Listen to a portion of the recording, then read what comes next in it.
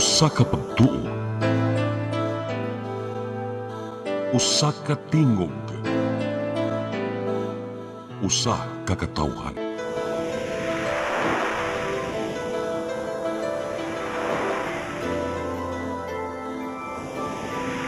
Cebu Catholic Television Network.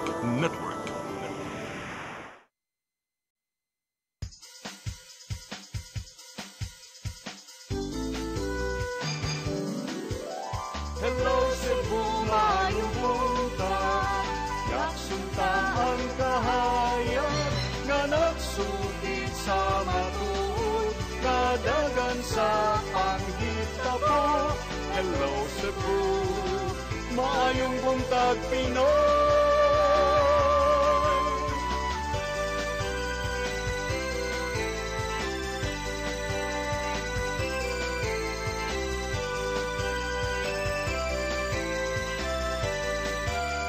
Ang katutulungan sa mga katawhan. Hello Cebu, hello Cebu, maayong buntag Pinoy, maayong buntag Pinoy, maayong buntag Pinoy. Hello Cebu, maayong buntag Pinoy. Adlaw karon nga Huwebes, pitsa 6 sa buwan sa Nobyembre 2025. Sa ngan sa akong partner Malu Inocando Tabar nga ato makauban karong taud-taud, ako higala sa kanginan Attorney John Destacamento. Maguban-uban na sabtan ninyo og usa ka oras nga pagbinalitaay og panaghisgot sa mga dagko nga isyu dinhi sa Sugbo ug sa nasod. Apan sa dili pa, ato sang ipadangat ang latest weather update gikan sa Pag-asa Visayas. Dias tong linya Sir Jomer Eclarino. Maayong buntag Sir Jomer, naasay nagdanga-danga nga matud pa nila super typhoon. Unsa nay status ani sir? Yes sir, maayong buntag sa tanan ug sa atong tanan tigpaminaw kini atong latest weather update karong adlaw. Ang bagyong Tino nakagawas na sa atong Philippine Area of Responsibility, samtang ang lain na bagyo na atong gimonitor na pasagawas ng atong PER ug na ay gilayon na 1,770 kilometers silangan amihan ng silangan sa may Mindanao. So base sa atong forecast track, expected na makasulod kini sa atong Philippine Area of Responsibility by Friday or Saturday morning, and na ay local name na Uwan. So sa latest nato na analysis, posible kini makalandfall diha sa may northern or central Luzon ug makaabot pa sa super typhoon category. Pinakataas na ma-raise nato na tropical cyclone wind signals is number 5. So padayon ta mag-monitor sa latest update kining bagyong pohon na Uwan. Atong weather condition diri sa Central Visayas, lakip na ang probinsya sa Cebu, makasinati kita for weather, gawas ini na mga patak-patak na mga pag-uwan o kini mga thunderstorms. Hini nga na sa kasarangan na hangin masinati sa Visayas ug ang kadagatan malinawon nga na sa kasarangan ang pagbalod. Temperatura sa Cebu 25 to 32 degrees Celsius. Ang Philippine Standard Time alas 8 sa buntag, gikan diri sa Mactan, Pag-asa Visayas, DOST Jomer Eclarino. Sir Jomer? Yes sir, good morning. Good morning sir. Sir, kanang although niingon ka sir nga ang projected nga track ani ni katong atong giingon nga bag-o nga bagyo nga naka-enter na sa park kay murag adto sa Central ug Southern Luzon, pero unsa may posible niya nga epekto dinhi sa Kabisayan sir? Yes sir, so pa-enter pa kini sa atong Philippine Area of Responsibility by Friday or Saturday morning, and ang tracking kini so far is sa northern or central zone. So sa ato sa Visayas, ilabi na sa Central Visayas, wala tayong nakita na direct impacts ng bagyong pohon na Uwan. So indirect, posible kining hinungaw sa bagyong musulod is maka-apekto sa portion of Visayas. Ilabi na mag-moderate to rough sea conditions kining eastern seaboard of Visayas including the Mindanao.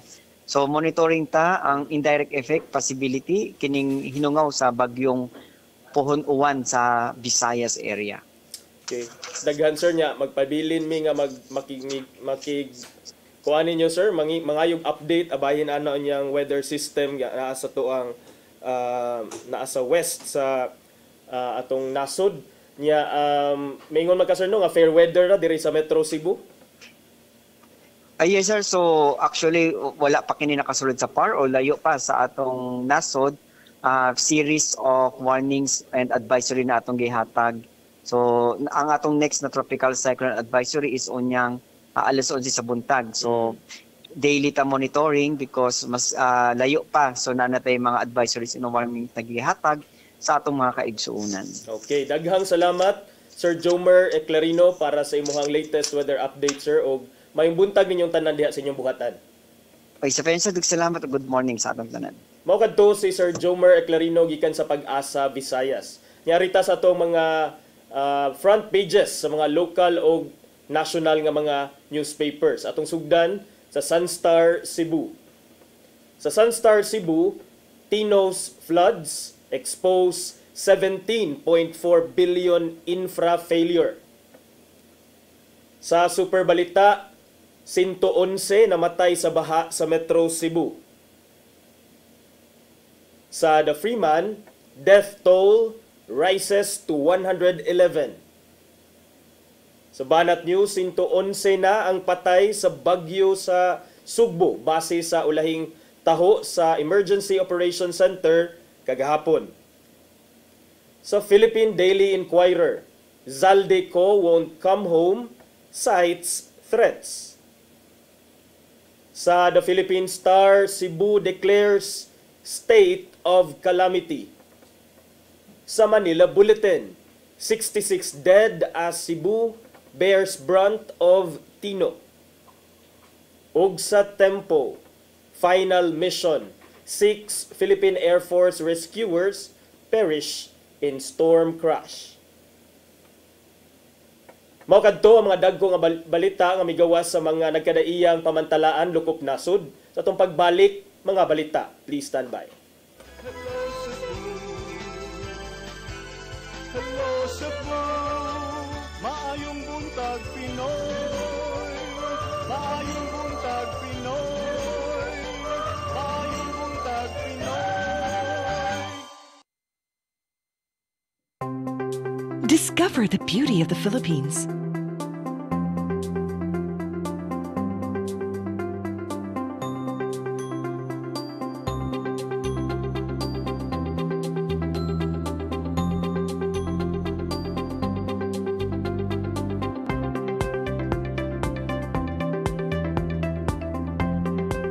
With Philippine Airlines, the country's flag carrier.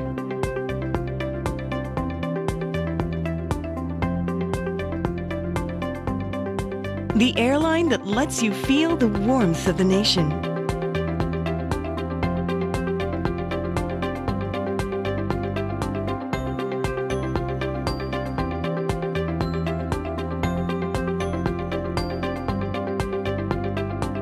Mabuhay!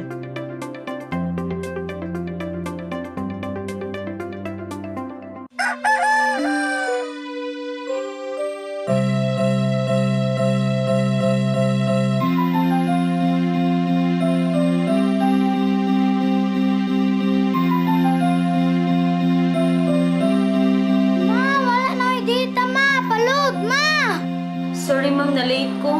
Nangita pa mong gusto para internet sa kong anak ma'am. Ay, wala na yung problema. Mag-Sinisibu! Sinisibu, Sinisibu.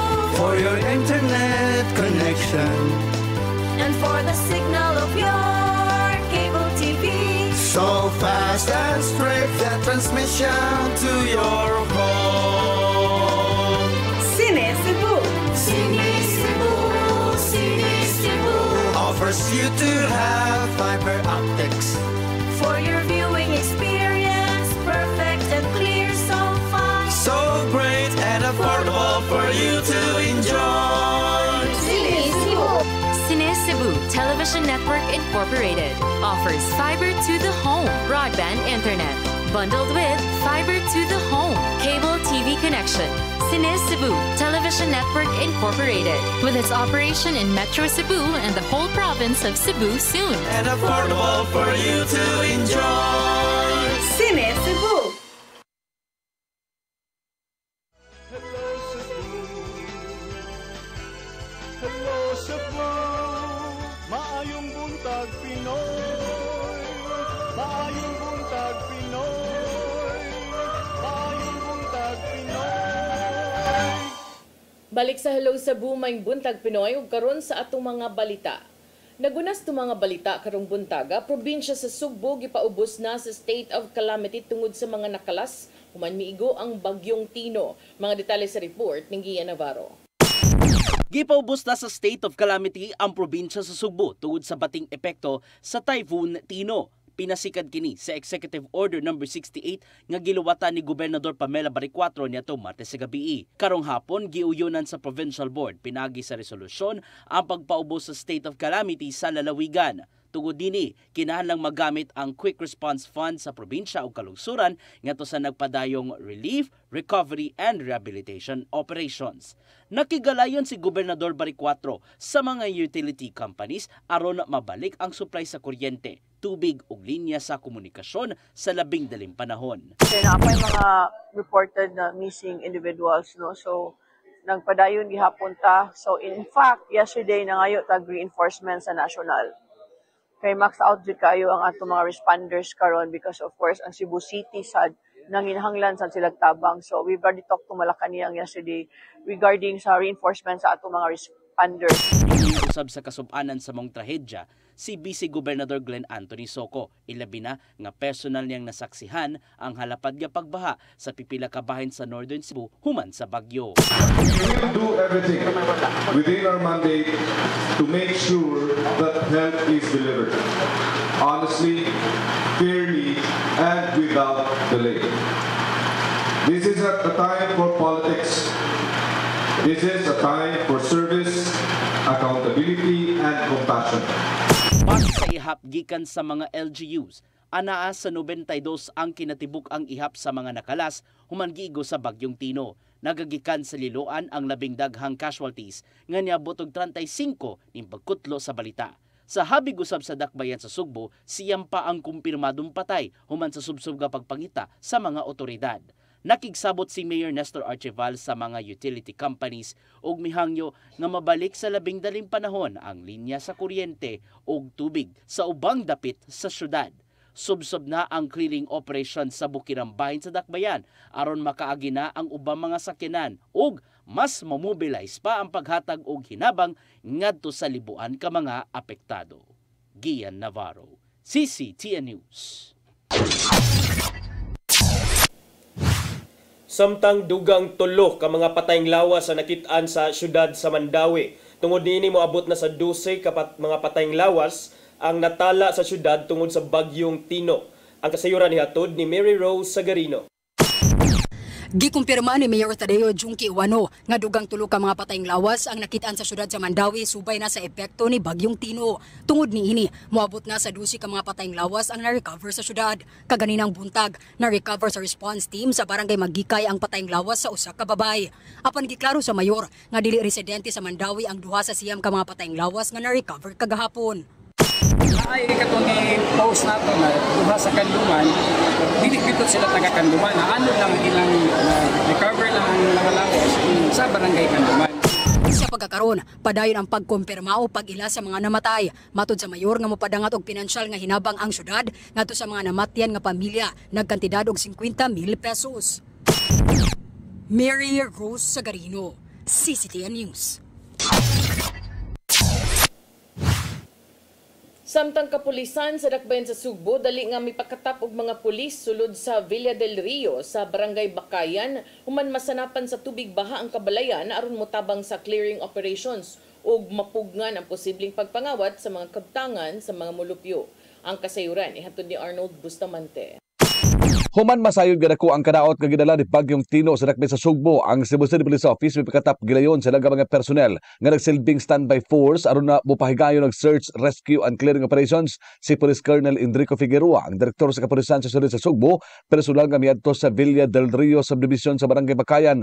Human masayod nga gilanapan sa tubig baha gikan sa dakong sapa ang kabalayan ug ang mga sakinan sa mga residente ang nanglutaw na. Dali nga mimando si Figueroa sa mga sakop nga mo deploy og dun-an sa kagatos ka mga police personnel personnel sa sulod sa subdivision aron motabang sa clearing operations uban sa City Disaster Risk Reduction and Management Office, Bureau of Fire, Armed Forces of the Philippines ug ubang ahensya sa gobyerno. Mato ni Figueroa nga nakip sa tumong sa presensya sa mga pulis sa dapit aron kalikayan ang kinamatay tungod kay nakadawat sila og impormasyon ug reklamo ngadto ni nanguha og mga butang sa mga residente samtang miubos na ang tubig niyan ang pagkabuntag. Gawas sa pagtabang sa clearing operations, mitabang usab ang mga pulis sa pagmaan sa dagat sa trapiko aron hawanan ang karsada sa mga sakinan nga mohimo og rescue operations. May pasabot si Figueroa nga mahinungdanon kaayo ang pagtambayan sa tanang ahensya sa gobyerno ning panahon sa kalamidad alang sa dinalian nga tabang sa mga apektado nga mga residente. Ang panaghiusa sa kapulisan ug sa kagamhanan sa syudad sa Sugbo sa pakikalayon sa ubang ahensya ug komunidad timaan sa malungtaron nga espiritu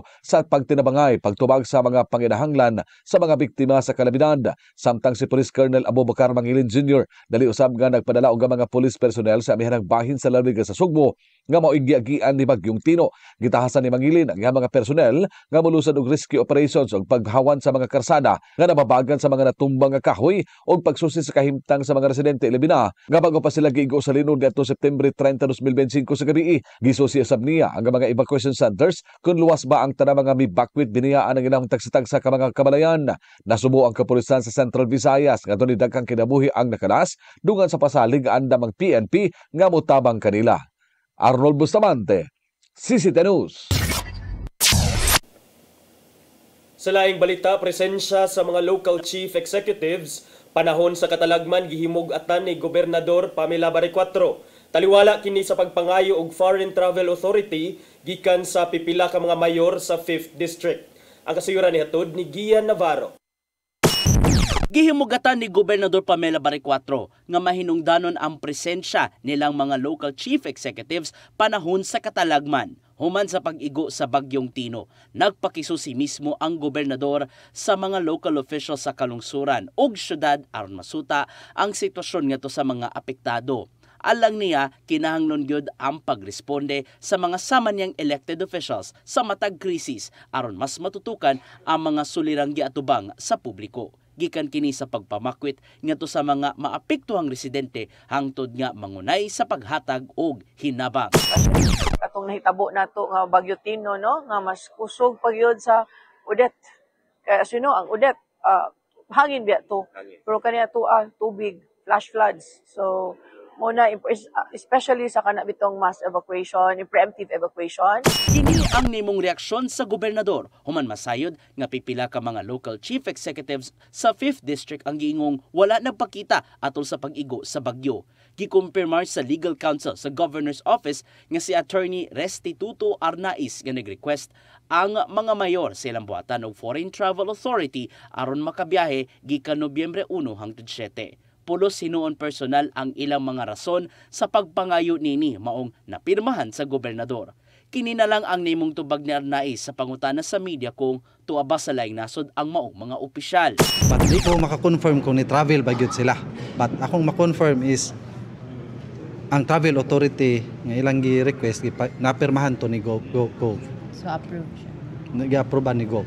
Nasayran nga kinahanglang mananghid una sa gobernador pinagi sa Travel Authority kung ang local chief executives sama sa mayor o board members ang mularga sa laing lugar, personal man o di ba ka official business. Yes, mananghid yun na siya, either personal or official. Kung official, ma-attach na sila o like invitation or program. Kung official, kung personal din, no reasons asked. Wala sila explanation nga ihatag, but ma-approve ra po datong governor kay charge man sa ilang personal expenses. Navarro, CCTV News. Samtang kapin 500 ka mga flood control projects sa Sugbo, susihon na sa Malacañang kung epektibo ba ang pagpatuman niini. Kini mo reaksyon sa palasyo human makabati sa kasagmuyo ni Gobernador Pamela Barrecuatro. Ang kasayuran ihatod ni Gian Navarro.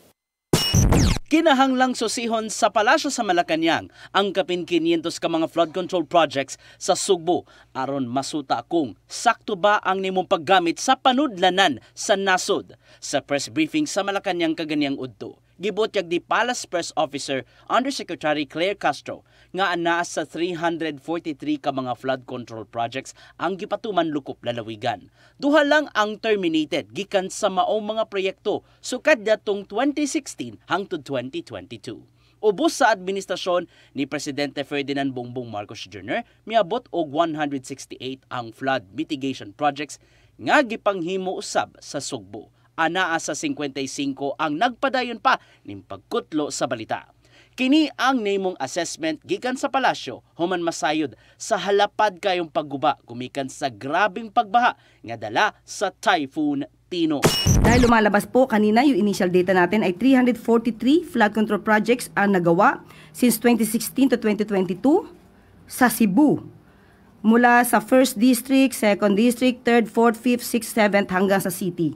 So dapat din po itong makita dahil kung meron pong 343 flood control projects noon pa man, dapat po sana ay gumagana ito. So pagtulong-tulungan po natin mahanap ang dapat na papanagot sa mga maanumalyang flood control projects. Human makakita sa Bagyo, gipaagi sa post ni Gobernador Pamela Baricuatro ang hilabihang kasagmuyo nga matud pa na usik ang 26 bilyones pesos nga kantidad sa flood control projects sa lalawigan. Maong welcome alang sa palasyo kung makahatag man si Baricuatro sa impormasyon bahin sa maong mga nangapalpak nga proyekto. Kaya mas maganda po na kung siya man po ay nagagalit, yan din po ang nararamdaman ng Pangulong Marcos Jr. At kung meron po siya pang mga alam, may mga facts, may mga data rin po, si Governor para dito mas na makakatulong sa ating gobyerno para mapanagot ang dapat mapanagot, yan po ay welcome. Una nang gitasan ni Presidente Ferdinand Bongbong Marcos Jr. ang mga sakop sa gabinete nga pangsusihon ang kahimtang sa mga probinsyang apektado sa Bagyong Tino. Og lakip sa itinerary sa Presidente ang pagbalik sa Sugbo aron personal nga susihon ang nahimong pagguba human sa Bagyo, ingon man makahatag usab og unsa pa man ang dugang nga ikatabang gikan sa gobyerno. Gian Navarro, CCTN News.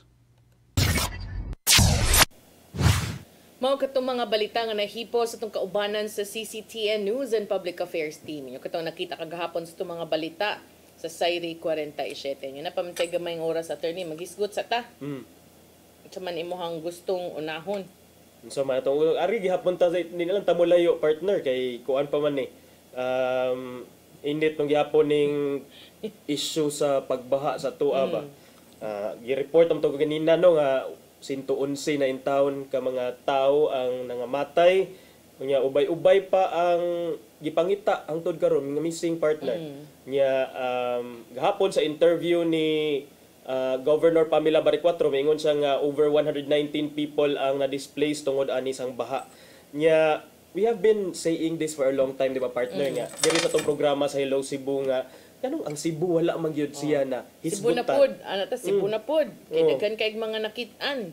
Mga kahoy kuno ang sana mga unsa na although nang tanak ko og kanang someone di man nato expertise na nagid ko ni uban nga ingon anang ibutang but naiuban ko no nga ingon ana ang setup but dili ko no tanan, dili ko no nagpasabot pod nga maura gyud ang ibutang. Maong ibutang nga kanang kahoy nga murag ibutang sa kanang mga whatever ba na ko na sagol-sagol. Okay. Nang tanag gid ko kay debi ako kung ano.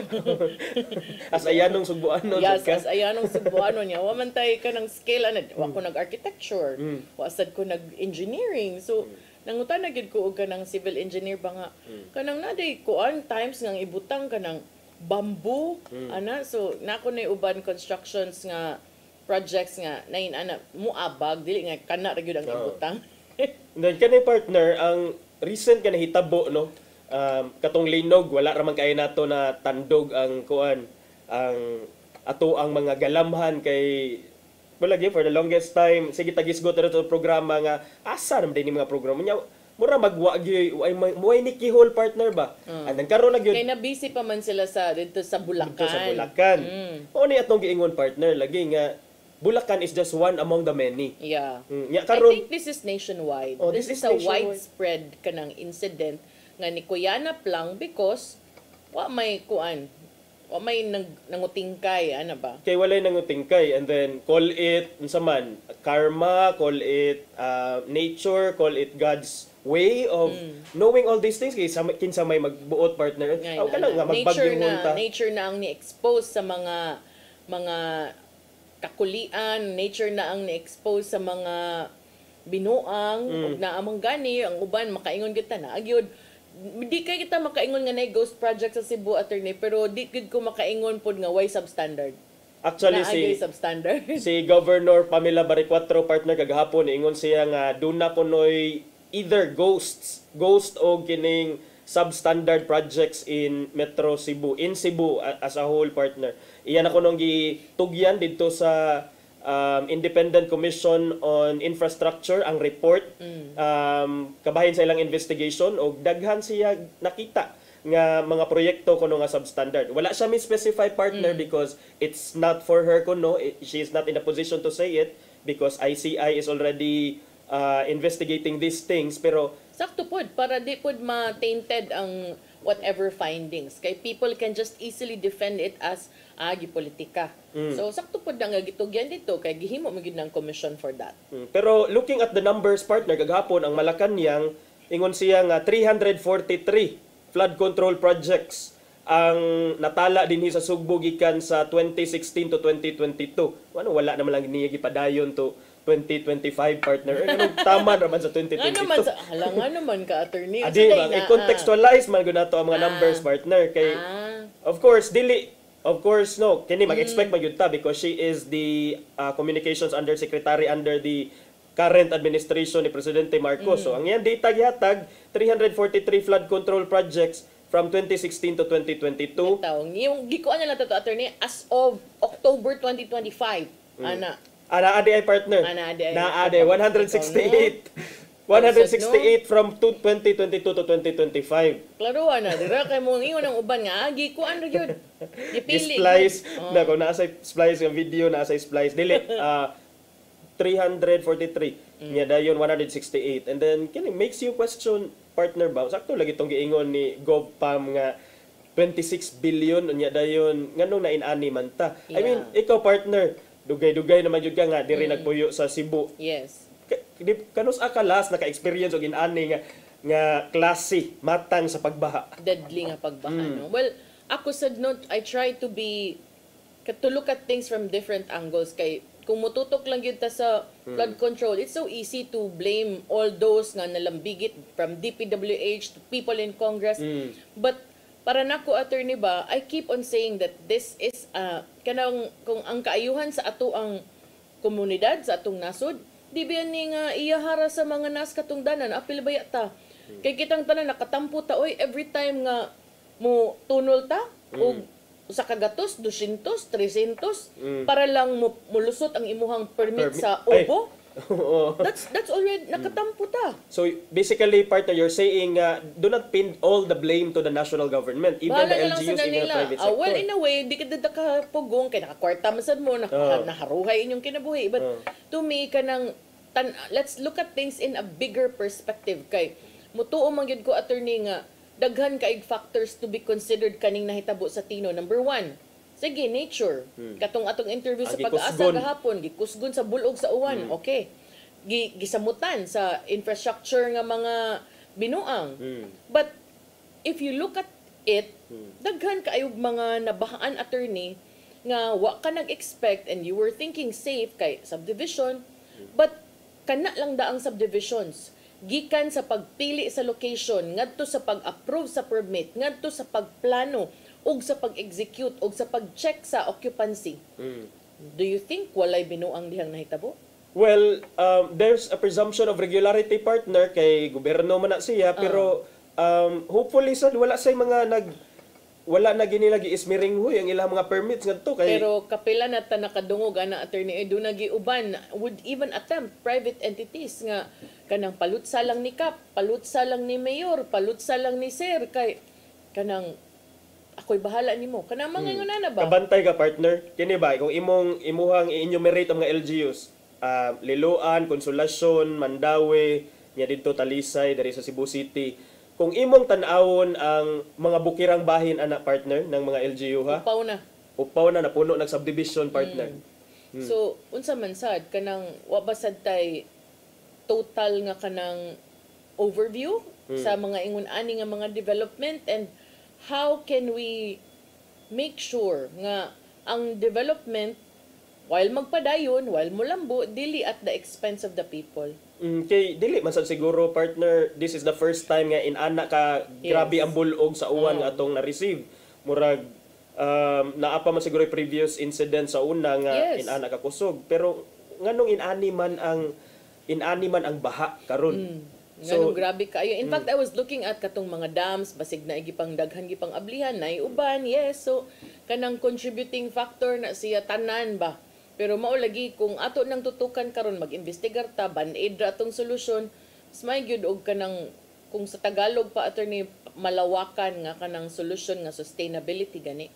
Even before, I was even thinking it would be nice to require subdivisions, condominiums to put up green spaces as a requirement aside from parking para makatampo sad ta nga nay gamay sang green diha mulugwa kada area. So those things pwede ra na makaingon ta nga kanang ginagmay ra, but kung imo nang sumpay-sumpayon mura sad nagtubig ginagmay ra, pero kung magtipon tanan unsay nahitabo na to makapalutaw nagsakyanan. Di ba? Nya mo break lang sa siguro ta partner ato ipadayon itong pagisgot-isgot. Murag inigbalik ikaw na lang mo padayon. Ag sure diha. Yes, sure na. Okay. Sige, ato ipadayon sa ato ang pagbalik ini ato mga pagisgot-isgot. Please stand by.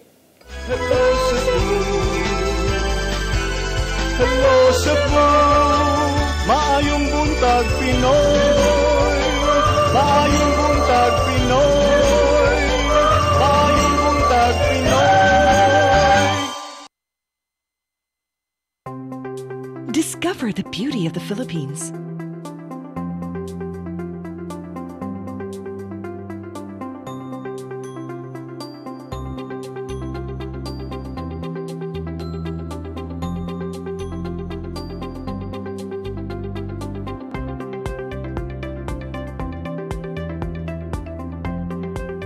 With Philippine Airlines, the country's flag carrier.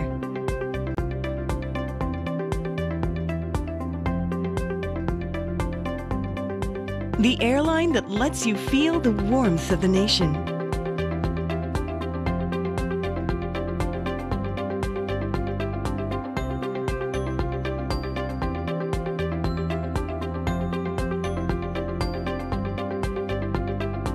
Mabuhay!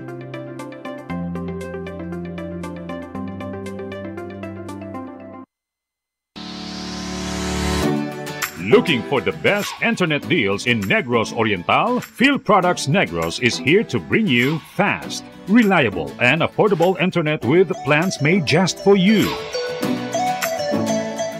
For as low as 899 pesos per month, enjoy speeds of 50 Mbps, perfect for streaming, working, or studying from home. Need more speed? No problem. Get 100 Mbps for just 1,199 pesos. 150 Mbps for only 1,499 pesos, or our fastest plan, 400 Mbps for just 2,399 pesos per month. Plus, you can add over 100 cable TV channels to your internet plan for just an additional 100 pesos per month. That's entertainment and lightning fast internet all in one. Enjoy no installation fees and start today with a 1,000 peso customer deposit. Call us now or visit our website to sign up with the Field Products Negros. You get internet that's affordable, reliable, and local. Field Products Negros, bringing you closer, faster.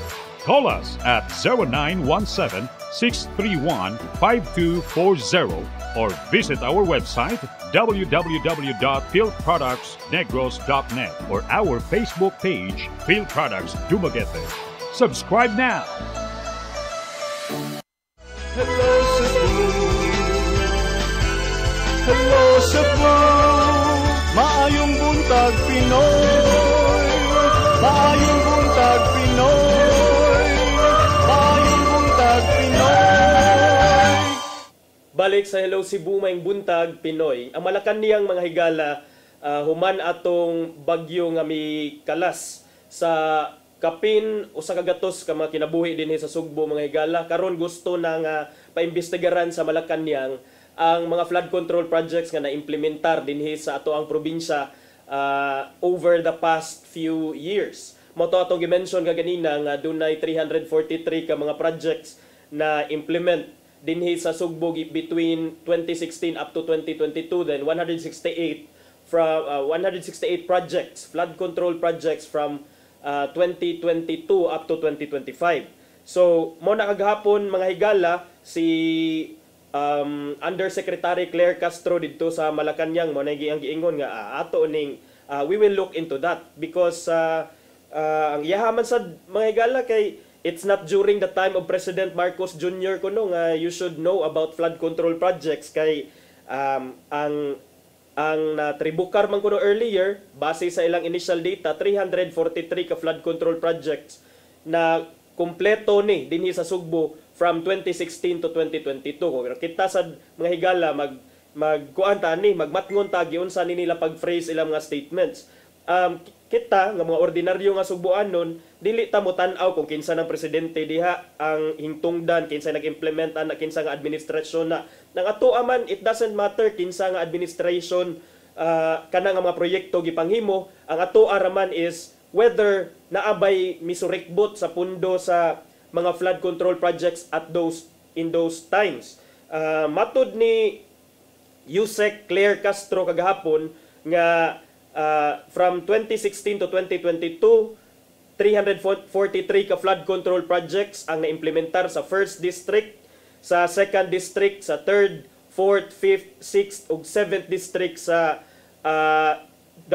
sa probinsya sa Sugbo. So matod niya nga kinisad ang ayan nga tan-awon kay kining 343 ka mga flood control projects all along, they should have been working. So let's work together to find those who should be held accountable for those anomalous flood control projects. I agree man sad kang partner nako Malu Inocando Tabar kaganina siyang giingon nga that is just one of the factors. Yes, we agree ta ana nga dili lang nato tan-awon ang dili nato ipin ang blame tungod lang aning flood control projects. It might have been a confluence of a lot of things. But dili man sad ta makapugong mga higala.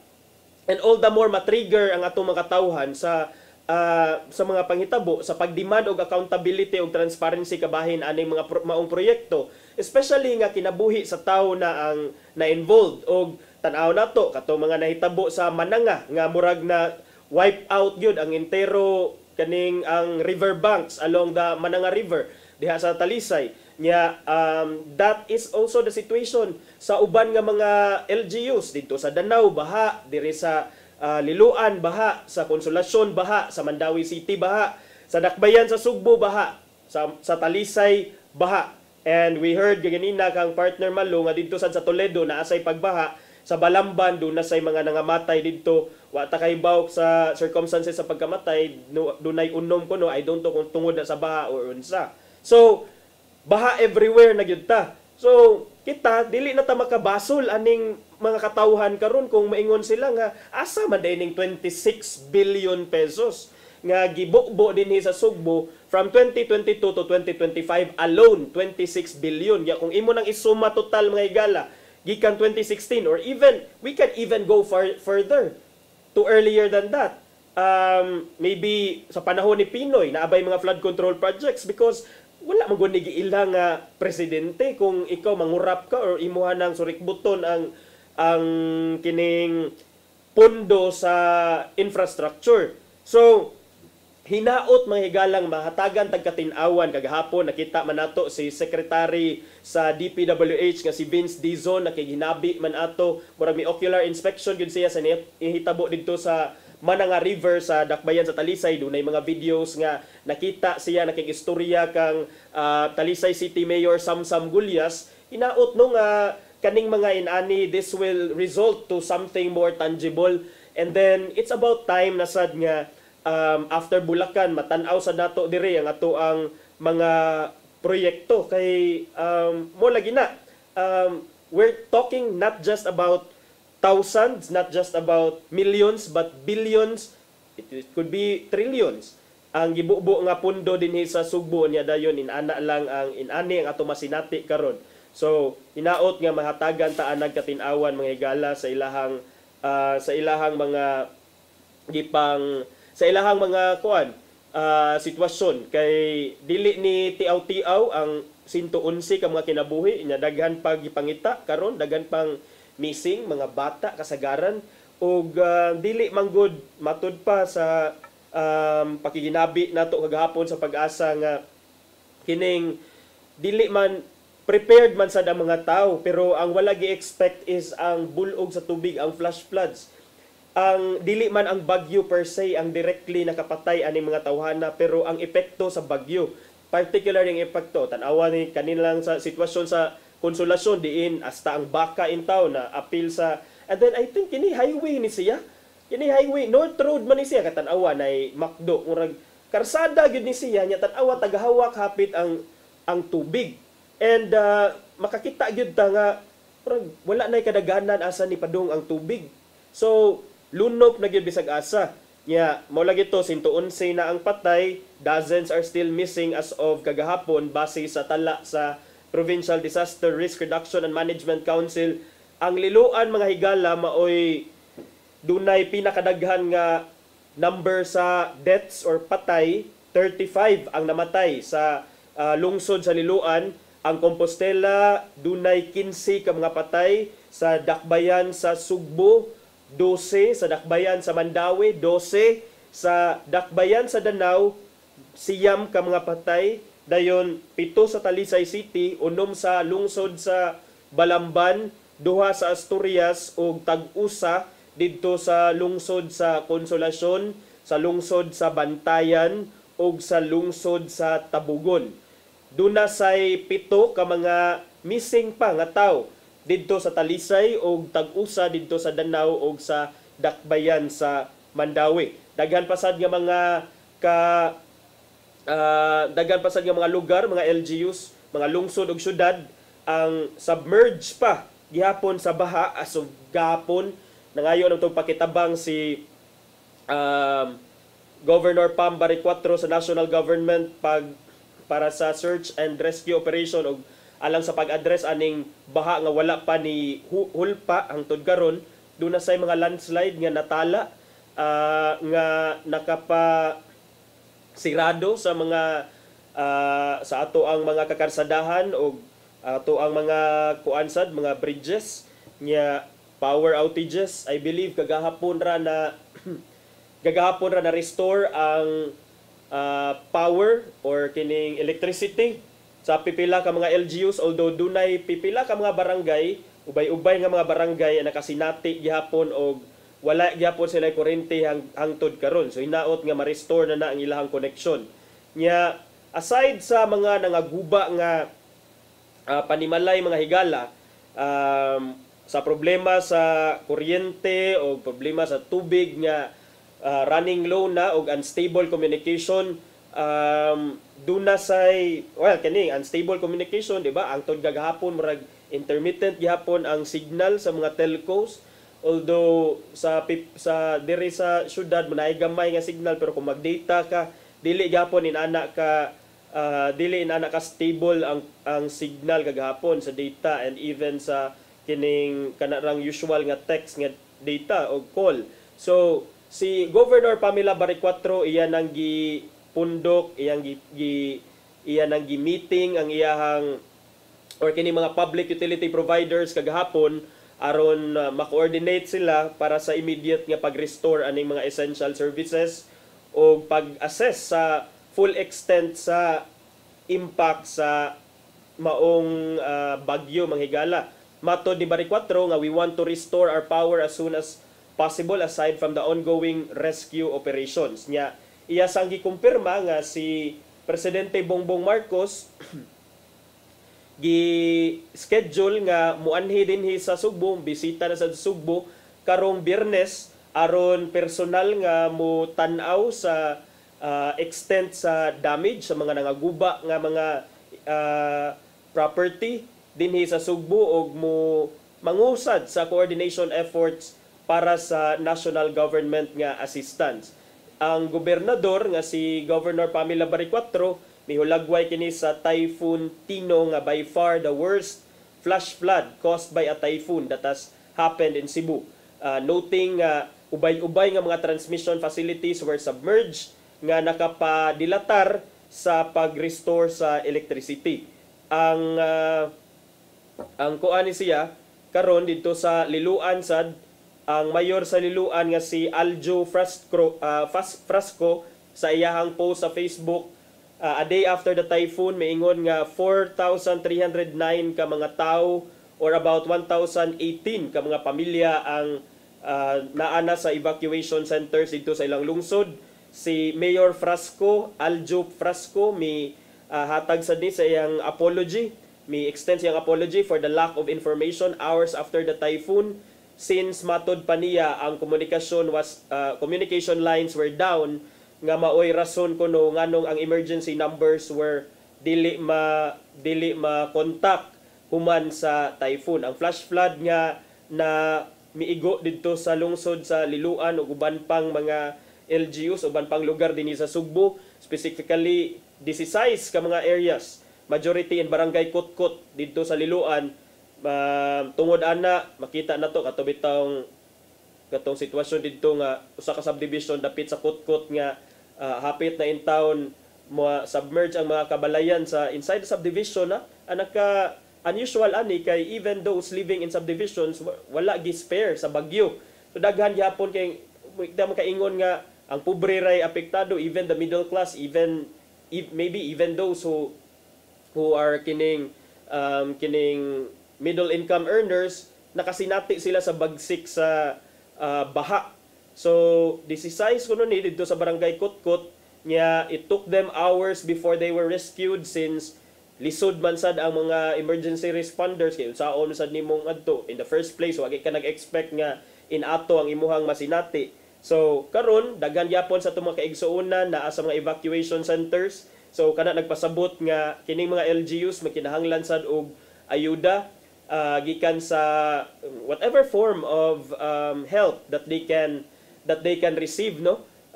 Gikan sa local, gikan sa national nga gobyerno, and even gikan sa private sector. Dito sa Dakbayan sa Danau, dunay power outage dito 100% gyud atong panahon sa bagyo nya. Ang LGU sa Danau may report ni nga wa sad sila'y tubig dito, naapektahan nilang tubig due to the damage of the WTP dam. Though there's water flow kuno in some areas served by Tabok Water Pumping Station sama sa poblasyon Barangay Suba, Taytay ug Tabok sa Danau, pero malagi ka majority sa ilang syudad doon nagyapoy mga nasinati nga mga water interruption as of kagahapon. Nya dito sa Danau a total of 1,960 ka mga families or 6,998 individuals ang naa sa 69 ka mga evacuation centers. Nya base sa situational report sa PDRMO, 38 kapin 38,000 families or 120,000 individuals ang gi-evacuate sa 968 ka evacuation centers in 37 LGUs affected by the typhoon. Dinhi sa Dakbayan sa Sugbo mga higala, ang number of deaths mikabat na og 12 as of 5 PM yesterday. Ambot kung naapil na ba ani sa kwenta atong usa ka pamilyahan didto sa Busay nga naigo sa landslide, tabon sa ilahang intero balay nya, murag apil sila, murag upat man to sila ang natabunan. As confirmed kagahapon sa Public Information Office sa Cebu City Hall, 3 ka fatalities ang napuno sa previously Siam after the typhoon nya. As of this writing, ang mga identities aning 3 ka casualties wala pa ni na identify. Nagbasam ko aning report sa Freeman. Ang si Councilor Dave Tumulak sad niingon nga ang pipila sa ilahan namatay because of heart attack at the height of the typhoon nya.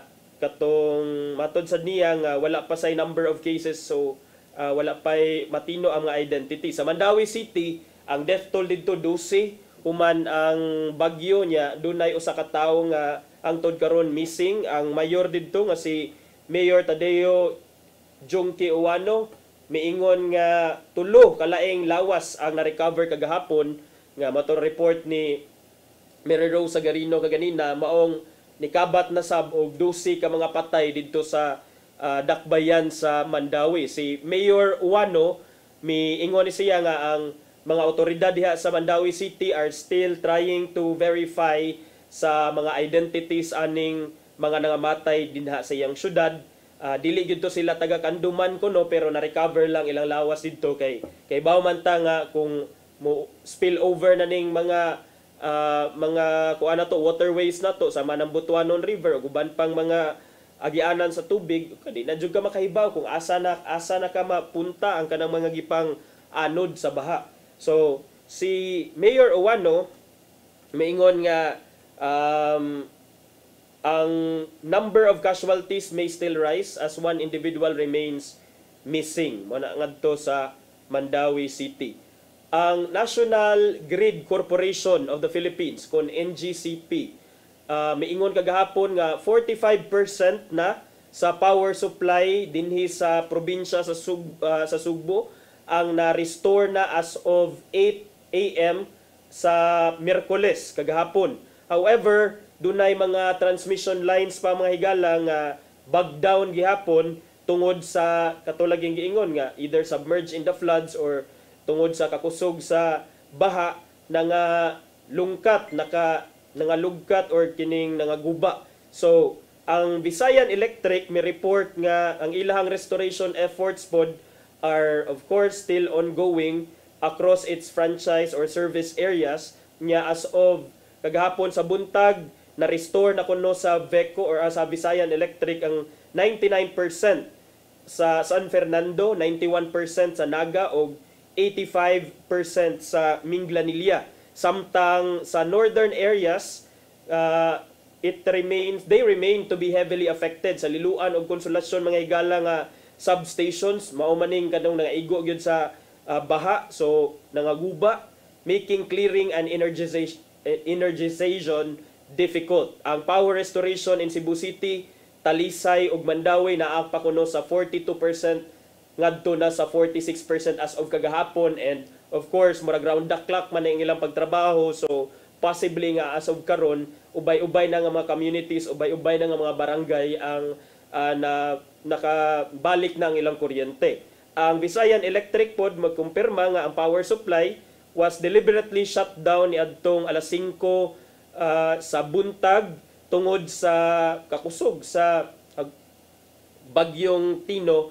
Ilahang gipaong yun ang connection, but ingon sad sila nga ilang crew kuno are working double time to clear the lines and to restore electricity. Ang telecommunications sad mura ginahinay na nga mga nibalik atong signal pero dili pa sad fully restored because nag-struggle sad sila to re-establish the signal coverage in pipila ka mga bahin sa probinsya. So mao kana ang latest update kabahin sa epekto sa bagyong Tino dinhi sa probinsya sa Sugbo. Magpabilin tang magampo alang ni adtong mga namatyan na wad-an og mga minahal sa kinabuhi.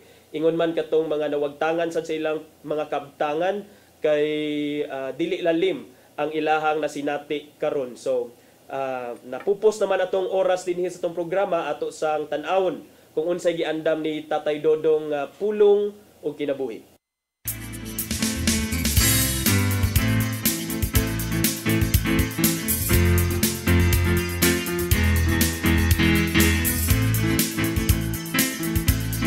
Ang pulong mo, ang diwag sa dalan ko. Ang kasaysayan sa Simbahang Katoliko na puno sa daghang sugilanon sa kinabuhi sa mga santos nga giisip ng mga martir. Sila giatagan og dakong pasidungog tungod sa ilang pagtahan silang kinabuhi alang silang nahuptan nga pagtuo. Ang usa ka binuhat nga andam mohatag sa kinabuhi tungod siyang pagtuo giisip ng usa ka martir. Si San Esteban mo ang giisip nga unang Christian martir. Sa mga buhat 7:59 ngadto sa 60 atong nabasa ang iyang sugilanon. Ug samtang gibato nila si Esteban, nagampo siya sa Ginoo. Nga nagingon, Ginoong Hesus, dawata ang akong espiritu. Unya miluhod siya o misinggit pagkusog. Ginoo, ayaw sila pakasada sa ilang gibuhat. Tapos niya gisulti nini, namatay siya.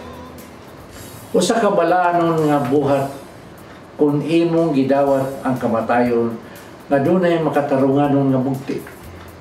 Apan mas labing balaan ang kamatayon ni Jesus dinha sa cross alang sa kaluwasan natong tanan. Ug nahitabo kini gumikan sa dakong gugma samahan sa katawan. Kay sa Juan 3:16 nagingon man, kay gihugma pag-ayo sa Dios ang kalibutan ug tungod dinhi gihatag niya ang iyang bugtong anak. Aron ang tanan nga motuo kaniya dili mamatay kun dili makabaton og kinabuhing dayon. Kay nga atong pagtuo kang Hesus makahatag man kanato og kinabuhing dayon. Nahan dili angay kahadlukan ang kamatayon dinhi sa kalibutan. Maigsoon, mao kini ang pulong nga naghatag og giya sa atong kinabuhi. Mag-ampo kita. Langit mamahan, pagkabalaanon sa imong nahimo alang kanamo.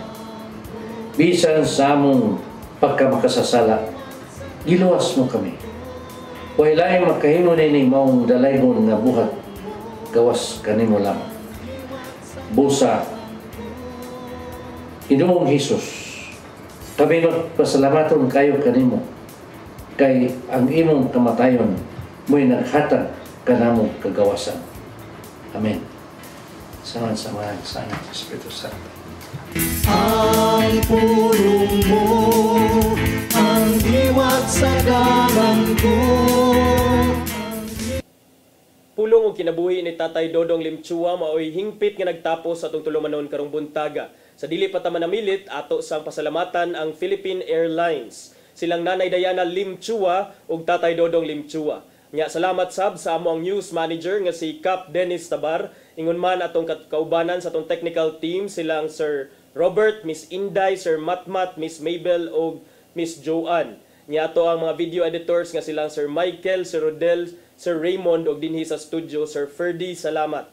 Nya magpasalamat sab mininyo sa inyong pagpakig-uban kanamo karong buntaga. Sa ngan sa akong partner Malu Inocando Tabar, ako si Attorney John Destacamento. Magkita-kita na sabtan ninyo ugma dinhi sa itong programang Hello Cebu, Mayong Buntag, Pinoy. Hello Cebu,